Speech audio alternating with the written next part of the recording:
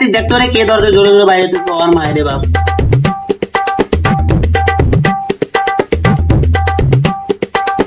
কি হয়েছে ভাই, সমস্যা কি?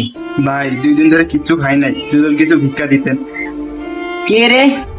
ভাই ভিক্ষুক আসছে, 2 দিন থেকে নাকি কিছু খায় নাই, তাই কিছু চাইতেছে। এ বাদ দে, তুই এদিকে আয়, এদিকে আয় তুই।